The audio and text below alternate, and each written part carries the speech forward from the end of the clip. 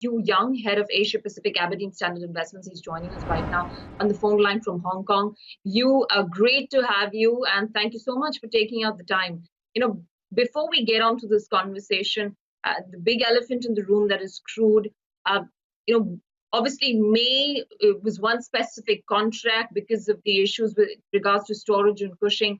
But the fact that you've seen an agreement with the OPEC plus allied nations on a production cut, that has still not managed to put in any confidence with regards to supporting the prices of crude. Where do you see this headed now from here? No, it hasn't. Really an indication that the global economy has slowed tremendously. As we know, airlines aren't flying, et cetera, et cetera. So it's likely that oil prices are likely to be weak, certainly short term, and remain weak, which is, of course, generally a net benefit for oil importing countries such as India. But as your previous speaker mentioned, the real issue at the moment is storage, because oil is being pumped out of the ground every day, and there's simply nowhere to put it at the moment, and it's not being consumed.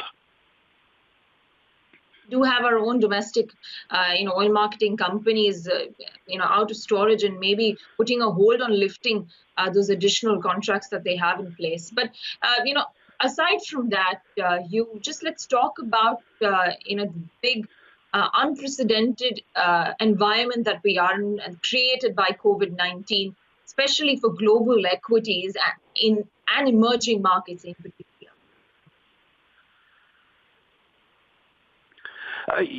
Yes, it's created a really rocky environment where all markets have reacted in tandem. If anything, developed markets in certain cases have been weaker than certain emerging markets. Obviously, China being the prime example of a market that's held up surprisingly well, despite being at the center of the virus initially. So for us, it's certainly very heightened uncertainty. We're waiting to see earnings announcements for the first quarter, where you'll see a big impact, and it's affecting all industries.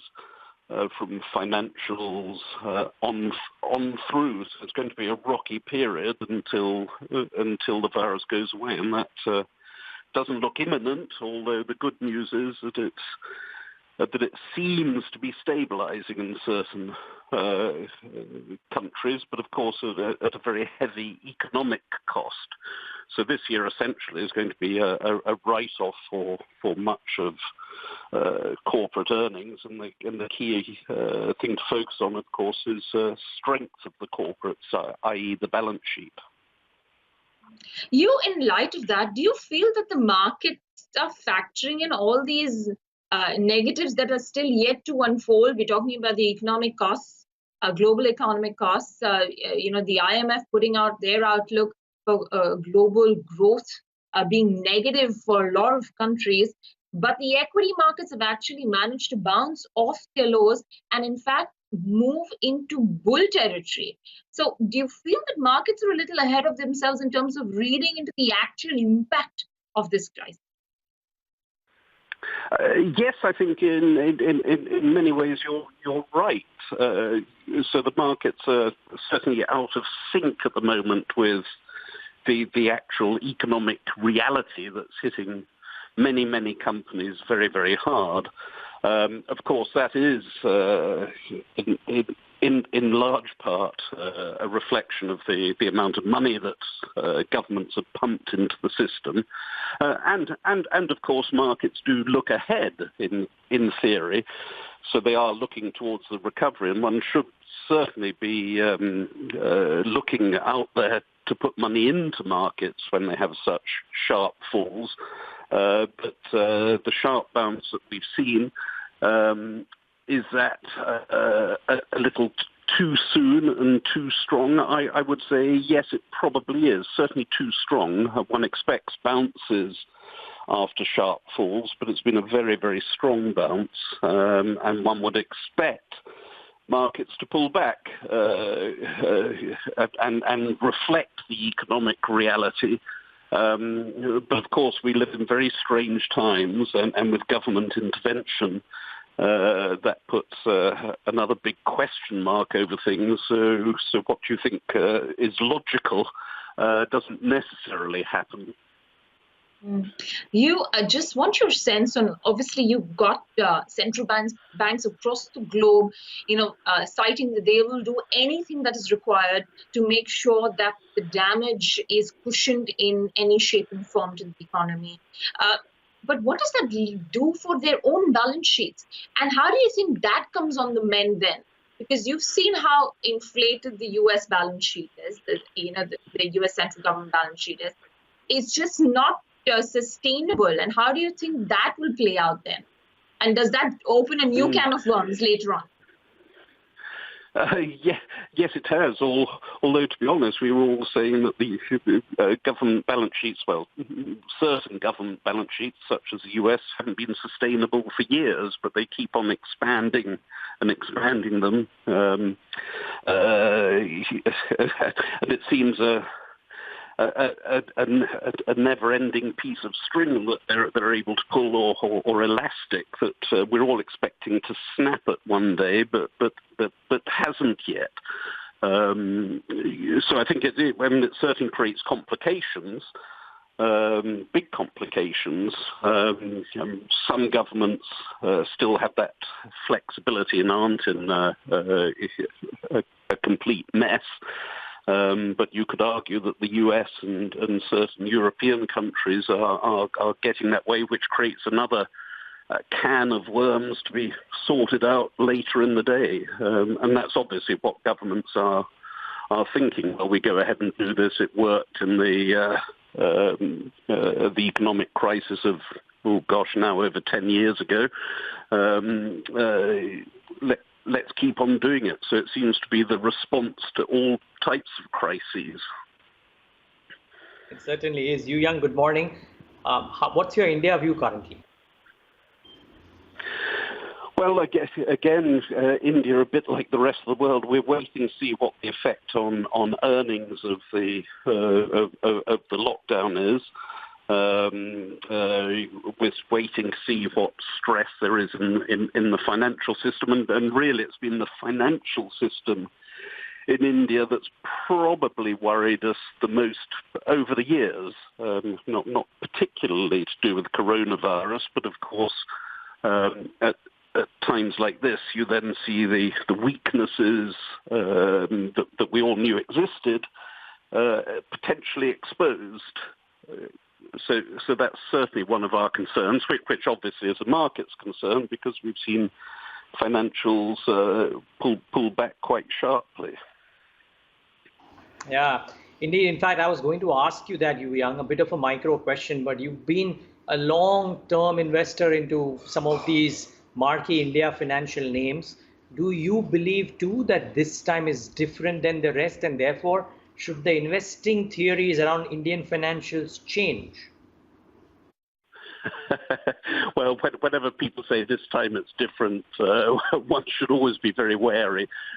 History does have a habit of repeating itself, but I still think the strong Indian financials are the right place to be. The issue really has been, and has been for a few years, is that the ratings on the quality financials, the HDFCs, HDFC banks, Kotaks of this world, have just been very, very high. So any potential hiccup in the economic outlook, and we're seeing more than a hiccup, is of course an excuse for those prices to fall. And the valuations to fall, which they've been doing. But I still think for our portfolios, but it makes sense to maintain the exposure, because providing you're in the quality names, these are the right places to be to enjoy the economic growth going ahead when we get through this. If this was a few months ago, pre-COVID-19, these companies would be companies that you would want to own at any price, any valuation. Now that there is this correction that is coming, prices have come back down a little bit to realistic numbers. Do you feel that the next rally are still going to be in the form of these financials? They're going to take charge and lead through the front, obviously keeping in mind that they're still the most heavy weighted stocks in most of the indices. I think they probably will. I think one has to wait a bit just to see the outlook for the economy, because they're obviously very sensitive to that. So any hint of debt crises and the like, of course, will hold them back. But the strong professional private banks, I think will weather those storms. So should lead a rally, or should at least participate in a rally. If they don't lead the rally, and people at the moment have been taking refuge worldwide and in India in consumer goods as being the steady earners. But I think when confidence picks up, people will refocus on some of the financials. What about the non-banking financial companies then? That's where the trouble point is. That's where the pain area is. Correct. And I think that's a sector one always has to be very, very careful with. And it's the lower end, more volatile end of the market. So an area one has to be very, very careful in. Simply because, well, again, the financial system in India is far from perfect, and when you're down at that end of the system, it makes it a lot more vulnerable. Okay, just one last question and a two-part question. One.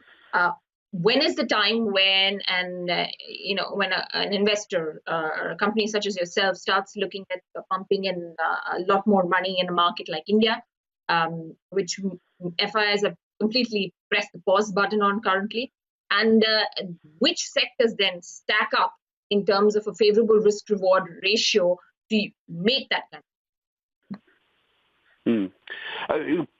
Pumping a lot more money into India depends on two things.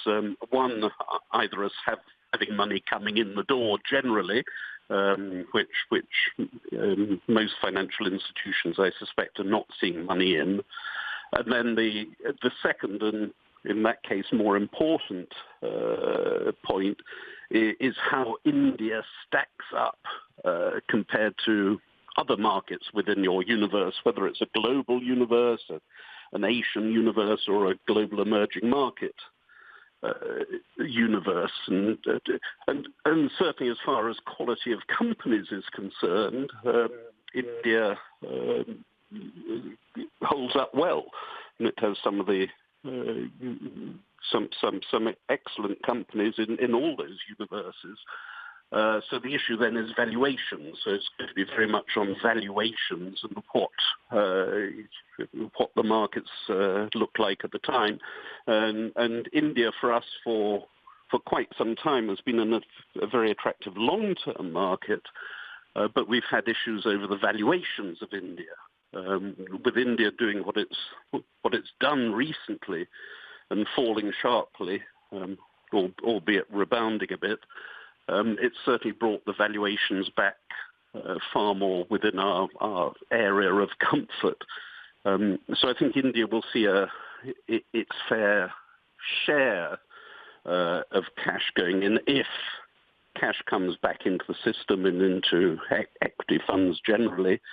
And certainly India relative to China in recent months has become a lot more attractive because of the relative moves of markets.